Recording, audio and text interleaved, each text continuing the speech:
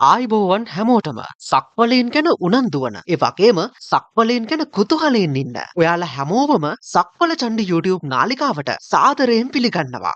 මේ වීඩියෝ එක බලන ඔයා සක්වල අභිරහස් ගැන උනන්දු කෙනෙක් වෙන්න ඇති කියලා මම හිතනවා. අප ජීවත් වන මේ මිහිතලයෙන් එපිට එනම් පෘථුවියෙන් එහා වෙනත් ජීවීන් ජීවත් වේද යන්න තවමත් නිශ්චිත තොරතුරු සොයාගෙන නැහැ. නමුත් අද වන විටත් එවැනි ජීවීන් ජීවත්ව සිටිනවාද යන්න දැන ගැනීමට මිහිපිට ජීවත් වන මිනිසා දැඩි උනන්දුවක් දක්වනවා. ඉතිහාසයේ සක්වලීන් ගැන සඳහන් වන අතර ඔවුන් පෘථිවියට පැමිණ සාමාන්‍ය ජනතාව සමග කටයුතු කළ බවත් මිහිපිට ජනයාගේ වැඩ කටයුතු වලට උදව් උපකාර කළ බවත් ඉතිහාසයේ සඳහන් වෙනවා. එමෙන්ම සක්වලීන් ගැන විශාල වශයෙන් ඊජිප්තු පිරමීඩවල සඳහන් වන අතර අදටත් එය නොවිසඳුණු අභිරහසක්. එවැනි විශාල නිර්මාණ කිරීමට කාගෙන් උපදෙස් ගත්තාද යන්න අදටත් අතිශය රහසක් බවට පත් වෙලා තියෙනවා. අද අපි කතා කරන්න යන්නේ එවැනි පිටසක් වලින් සත්‍ය වශයෙන්ම මිහිපිටට එනම් අප ජීවත් වන මේ ලෝකයට පැමිණි දුර්ලභ අවස්ථාවන් කිහිපයක් ගැනයි.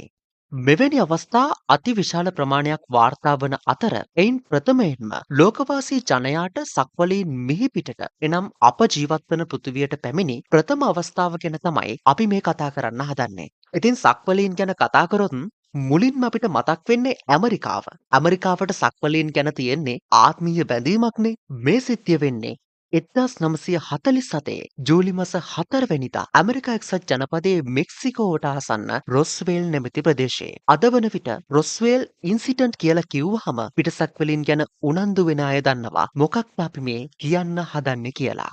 වෙනදාමෙන් එදිනත් හිරු උදා වූයේ මුළු ලොවම එළිය කරමිනි. ඇමරිකාවේ වැසියන් උදෑසනම අවදි වුණේ සිය දෛනික කටයුතු වල යෙදෙන්නයි. එදින ඇමරිකා වැසියන්ගේ සියලුම දෛනික කටයුතු කනපිට හරවන්නට උදෑසනම පුවත්පත්වල පළව තිබූ එක් පුවතක් සමත් වුණා. ඇමරිකාවේ මෙක්සිකෝහි රොස්වෙල් පෙදෙසට පියාඹන පීරිසියක් කඩා වැටී ඇත යන්න ඒ පුවත විය.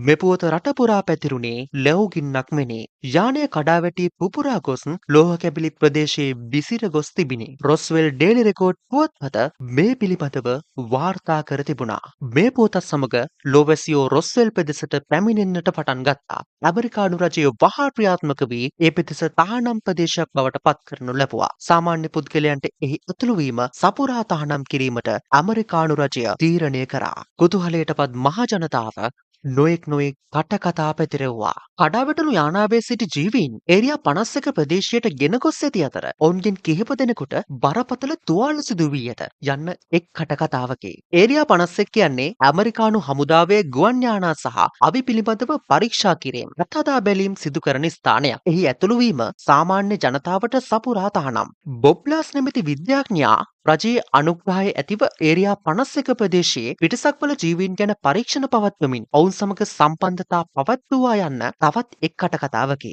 වර්ෂ 1947 දී රොස්වේල් ඩේලි රෙකෝඩ් පුවත්පතේ පිටසක්වල ජීවීන් ගැන පළවුණේ මෙන්න මේ විදිහට. සක්වල අභිරහස් ගැන දැනගන්න උනන්දු වෙන ඔයාලා මේ වගේ තවත් අභිරහස් සිද්ධි ගැන දිගටම වීඩියෝ බලන්න. සක්වල චණ්ඩි YouTube channel එක subscribe කරලා bell icon එකත් click කරලා තියාගන්න. එහෙනම් මේ වීඩියෝ එකට like එකක් දාලා ඔයාගේ අදහසක් comment කරගෙන යන්නත් අමතක කරන්න එපා. තවත් සක්වල අභිරහසක් එක්ක අපි ඉක්මනටම එනවා. ඔයාලා හැමෝටම සුබ දවසක්.